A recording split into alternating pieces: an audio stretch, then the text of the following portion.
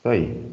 Bom, pessoal, vamos lá. Então, ó, eu vou falar de duas coisas para vocês agora, que são assuntos aí transversais à nossa disciplina, né? Que a gente chama de miscelânea aqui. Então, a gente vai falar agora sobre precisão dos números reais, do float, certo? E também da biblioteca Math, de operações matemáticas, que eventualmente vocês até usaram nos exercícios aí para trás, porque alguns ajudavam bastante se vocês pesquisaram lá e acharam essa biblioteca. Primeiro, pessoal, vamos falar então da precisão dos floats. Tem a ver com a pergunta que a Clara me fez, colega de vocês, a Clara, imagino que ela está aí. Tá aqui. Que ela fez para a gente nas últimas aulas sobre os números irracionais. Como os números irracionais... porque o número irracional, né, um número π, por exemplo, ele é infinito, certo? Então, como o computador guarda esse número, como que é? Então, tem todo um lance de precisão que a gente tem que saber aqui, né? Saber que ele existe para conviver com ele. Então, por exemplo, pessoal, ó, quando a gente... Então, eu vou mostrar um exemplo aqui, ele pode até meio parecer um pouco chocante, assim, ó. Ó, eu vou trabalhar no console, tá bom? Ó, repara o seguinte, ó, 3... Ó, quando eu faço isso aqui, ó, 2 é igual a 2, o igual tem que ser dois iguaizinhos aqui, tá? A gente vai ver isso hoje, inclusive. Ó, ele responde verdadeiro, certo? Porque 2 é igual a 2. Tudo bem? Não, 3 igual a 3, verdadeiro. Tudo bem? Se eu coloco aqui, ó, agora se eu faço 3 sobre 10, eu vou colocar até entre parênteses para não ficar dúvida. 3 sobre 10 é igual a 3 sobre 10. Ó, verdadeiro, certo? Faz sentido, né? Ó, 3 sobre 10 é igual a 3 sobre 10? Sim, é igual a 3 sobre 10. Então, tá valendo. Agora, vamos lembrar um pouco de matemática, certo? Do que a gente via lá, eu não sei nem se é fundamental, tá? Ó, vocês concordam que, pessoal, vou colocar aqui, ó, 3 sobre 10 é igual... Você concorda que 3 sobre 10 é a mesma coisa que... Deixa eu mudar aqui. Tá. Então, vamos colocar assim, ó, é 1 sobre 10 mais 2 sobre 10. Deixa eu até colocar, ó, vou colocar entre parênteses. Não precisaria, mas eu vou colocar só para facilitar a brincadeira aí, ó. Para a gente entender o que vai fazer, ó. Lembram, pessoal, ó, 1 sobre 10 mais 2 sobre 10 é igual a 3 sobre 10, concorda? Quando o número aqui de baixo, né, o denominador, se eu não me engano, correndo o risco aí de inverter tudo, mas acho que é o denominador, ele é igual, a gente soma só os numeradores, que é o de cima. Vocês concordam com isso ou não? Lembrando lá da matemática? Tudo bem? Deixa eu fazer o seguinte aqui, ó, talvez para facilitar o que a gente está fazendo. O que eu estou fazendo aqui é o seguinte, nossa, vai ficar bonito, hein? 3 sobre 10. Peraí, vamos lá. 1 sobre 10 mais 2 sobre 10. Isso é igual a 3 sobre 10. Tudo bem? Olha que bonito, hein? Na falta da lousa. Tá bom, então o que acontece? Isso aqui, ó, se 3 sobre 10 é igual a 3 sobre 10, ele deu verdadeiro, ó, true, aqui, ó, em inglês. 3 sobre 10 é igual a 1 sobre 10 mais 2 sobre 10? Sim, né? Vamos ver o que o Python responde. Falso.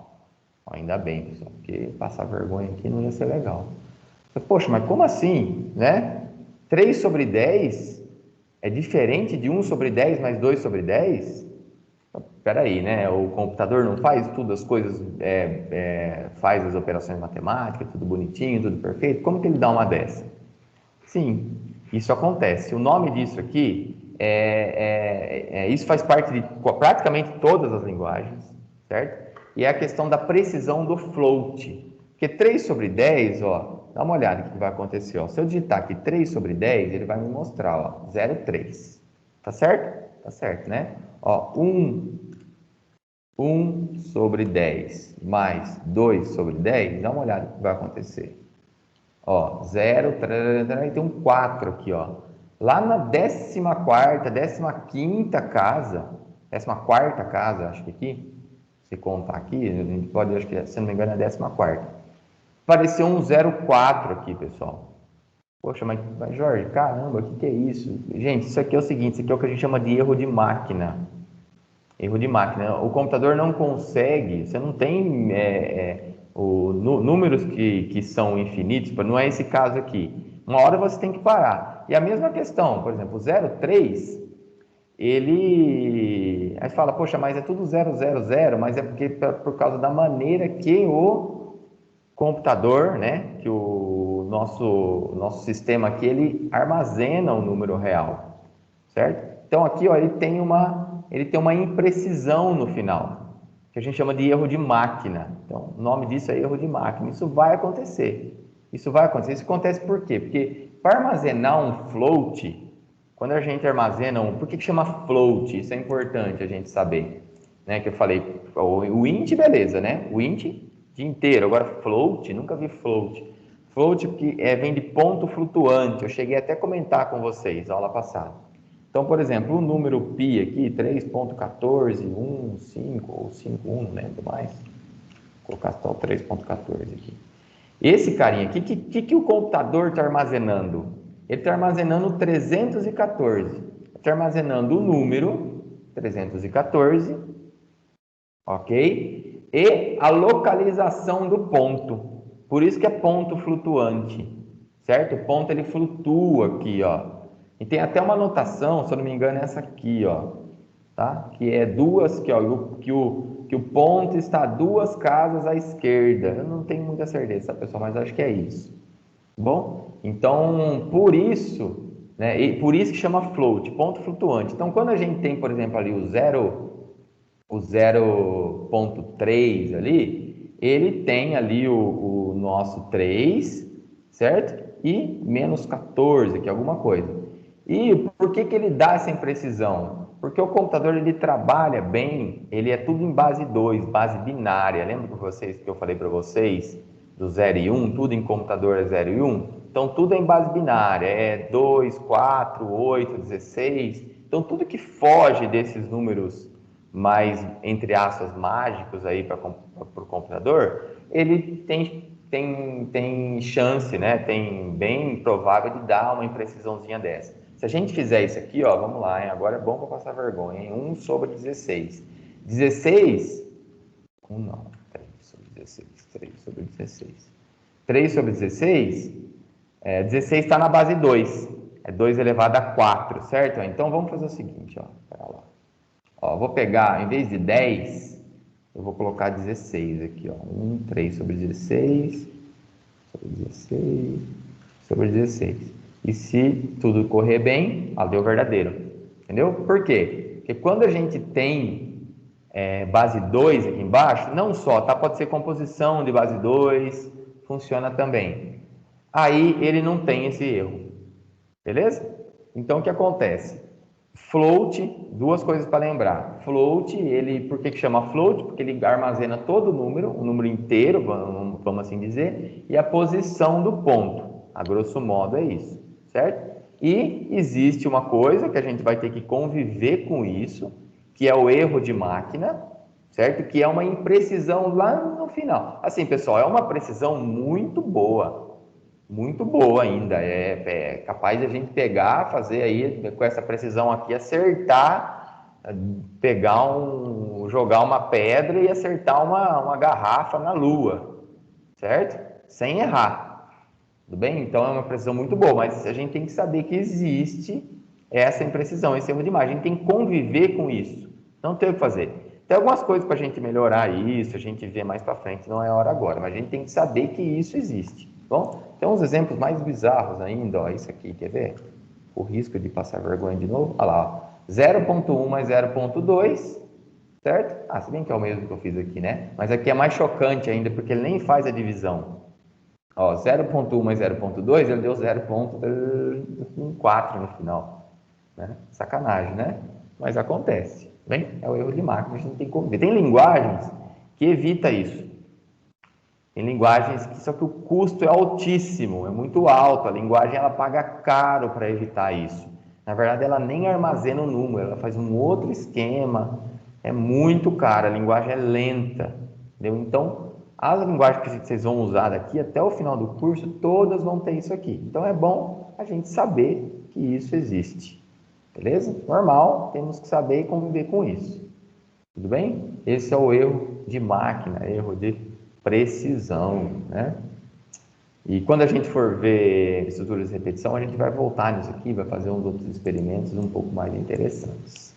Tudo bem? Essa parte de precisão ou imprecisão aí.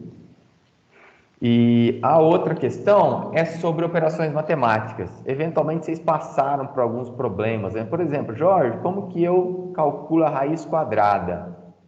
Certo? Você ensinou várias aí, mas a raiz quadrada você não ensinou, né? A gente poderia fazer aqui, ó, por exemplo, a raiz quadrada de 3 poderia ser assim, certo? Ó, lembrando da regrinha matemática lá, da potência o inverso do que você quer a raiz, certo? Mas, não, eu quero, isso aqui é muito complicado para mim.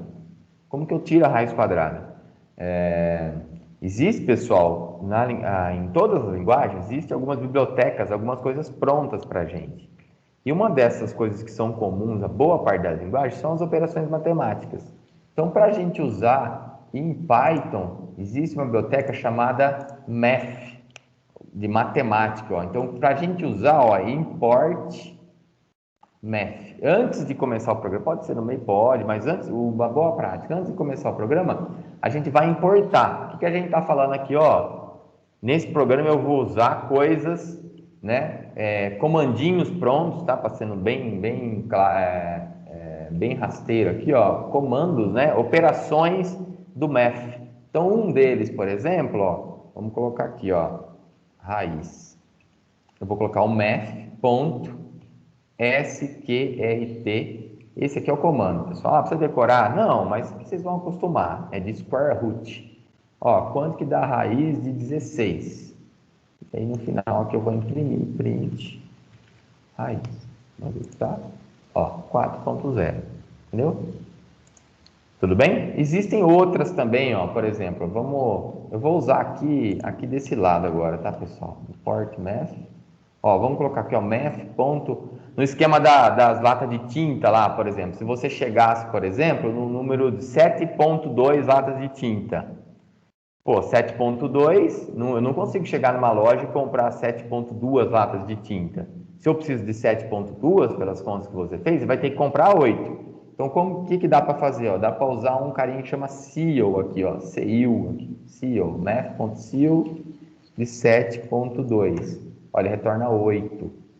Entendeu? Ele arredonda para cima no inteiro. Ah, tem o floor também aqui, ó, 7.2. Ele arredonda para baixo, né? Seal é teto e floor é chão, né? Se não me engano. Vendo? Então existem várias bibliotecas ó, por exemplo, tem o pi, math.pi, math.pi, certo? Ó, o número pi está aí, ó, ele guarda o pi para a gente. Tudo bem? Ah, Jorge, mas como eu sei o que tem, ó, pessoal? Só ir no Google lá, ó, colocar math Python aqui, ele já vai aparecer aqui, ó, documentação do Python, tem tudo, ó, seal, que eu mostrei para vocês, tem várias, tá bom? Ó, fatorial, ó, o floor, que eu mostrei também, aí aqui para, ó, se é infinito, um monte de coisa, exponenciação, log, tá vendo? Ó, log na base 10, ó, a raiz quadrada aqui, ó, raiz quadrada, seno, cosseno, enfim, tem um monte de coisas que já está pronto.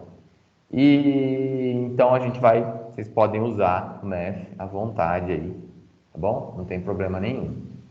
Ok? Tem em português também isso aqui, é só procurar lá. Beleza? Então essa aqui é a biblioteca Math para vocês usarem. Vai ter um exercício lá, já está no Run Codes, inclusive, que vocês vão ter que, às vezes você quer falar que alguma coisa não é um número. Por exemplo, você vai fazer raiz quadrada de um número negativo. Tem um negócio em computação que é muito comum, que é o num, math.num, que é not a number. Quando a gente faz isso, ele simplesmente escreve none. Ah, mas a mesma coisa de eu escrever none assim? Opa, olha eu esquecendo. Não, parece igual, né? Mas não é. Porque você pode até colocar isso em conta para não dar problema na sua conta, mas enfim, isso é outra coisa. Então, pessoal, podem dar uma olhada lá na biblioteca Math, pode usar, não tem problema. Quando não for permitido usar alguma coisa, eu vou avisar no anunciado do exercício. Beleza? Deixa eu parar a gravação.